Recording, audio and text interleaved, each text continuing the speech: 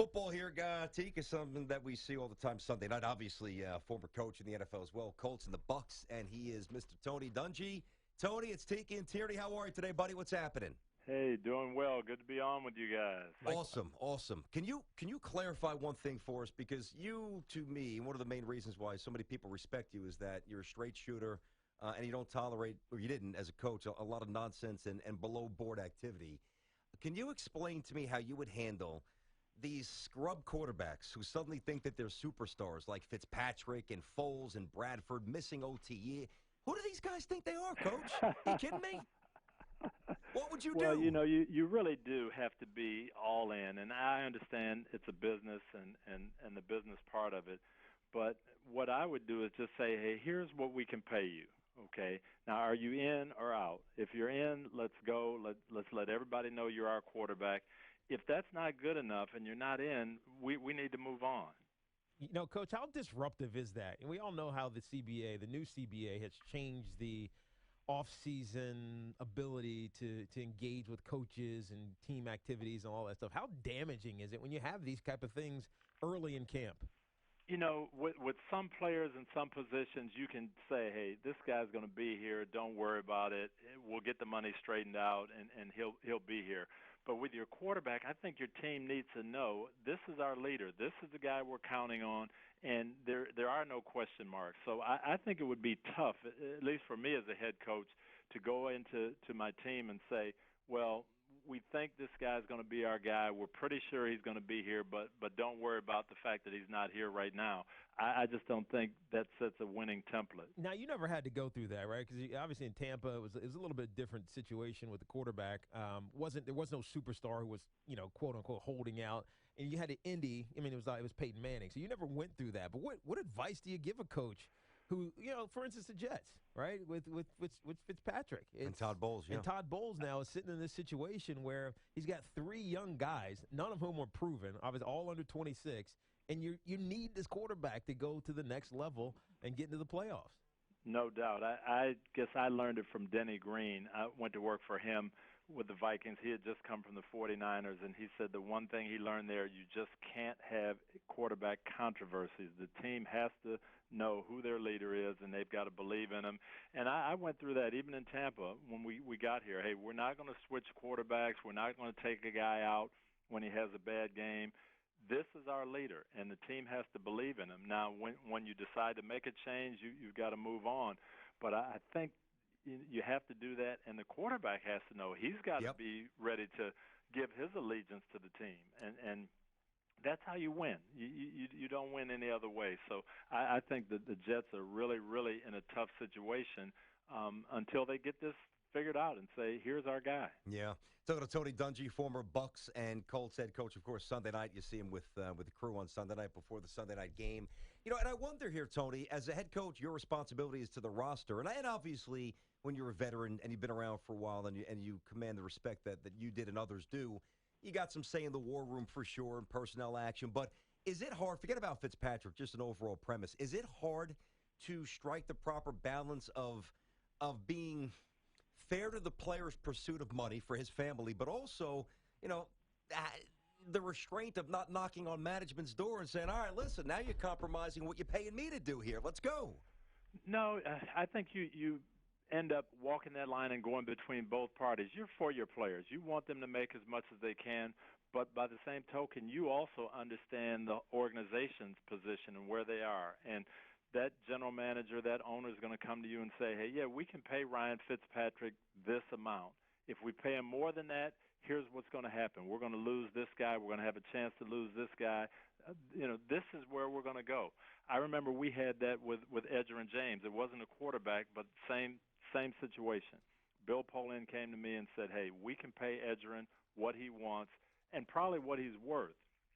But if we do that, we're going to end up losing Dwight Freeney, Reggie Wayne, and Dallas Clark in the next 3 years. The other option we have is to not pay Edgerrin, to sign these guys up and draft a rookie running back. And that year, the class was great. We knew we were going to either end up with Maurice Jones-Drew or Joseph Adai. And as much as I loved Edgerrin, our allegiance was to the team. And we said the smart thing to do is sign these other guys, draft that running back, and we did it. And we went to the Super Bowl, and I felt bad, but you talk to your players, hey, this is business. Edgerrin, if you can get that $7-8 million deal, you got to take it. And he did. He was happy. We did the right thing for our team down the road. Yeah, Tony, I'm thinking about trying to think of the players that played under you, and I don't think that you had many, at least not public, problem children. And when you look at the NFL nowadays, it seems like that's the narrative, right? It exists in a lot of organizations. How do we deal with this guy? The Johnny Manziels, the Hardys, the et cetera. How do you approach that? I mean, how would you approach that as the league has started to take on this perception? It's a bunch of bad kids. We know that's not the case, but that's the perception that's out there. No, and Tiki, we did a couple of things to kind of alleviate that. Number one, we were very selective in who we took, and we had a category on our draft board. It was labeled DNDC, do not draft because of character. And no matter how good the guy was, if we didn't feel like he was going to fit in our locker room, we put him over in that category, and we would not draft him, whether it's first round, seventh round, free agent. If you fell into that category, we weren't going to take you. You might be fine for someone else, but fitting in our room, it wasn't going to happen. And then once the guys got with us, I always talked to them and said just what you just elaborated on. 98% of the guys in the NFL do great things. We don't hear about them. We only hear about the 2% who don't. So don't be one of those 2% that soils everybody else's reputation, everybody else on the team. If you're a team player, you got to be with us all the way and look at your responsibility to everybody, and it does impact other people.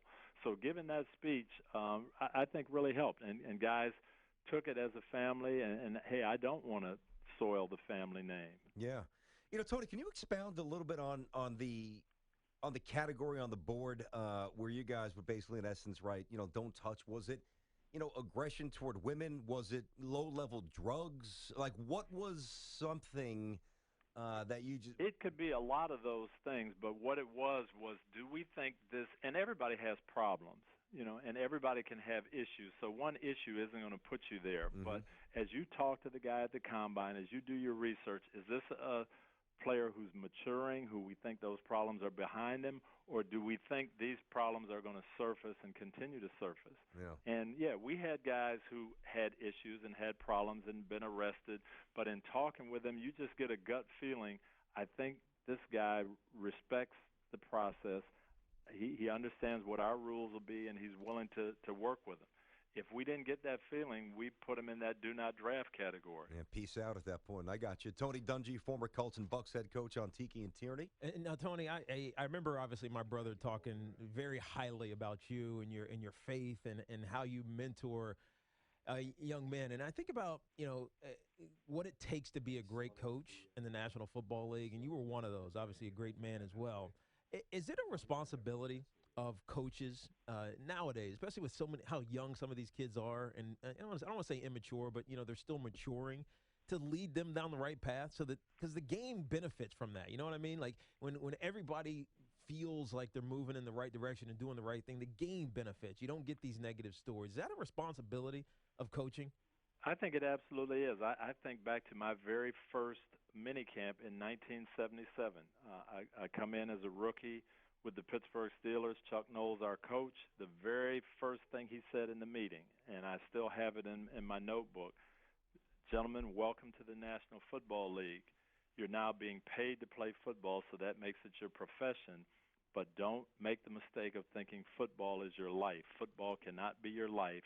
We've got to help you find your life's work. That was Coach Knowles' first speech. Wow. And when I went to work for him as an assistant coach, he reiterated that, hey, your job is to help your players be the best they can be on the field and off the field as players and people. And he believed that, and he taught us that.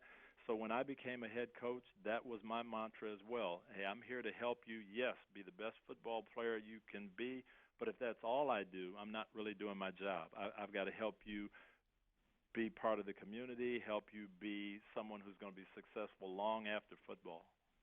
First of all, that's an amazing story. And not that I wouldn't think that Coach Knoll was capable of delivering that statement, because obviously he was.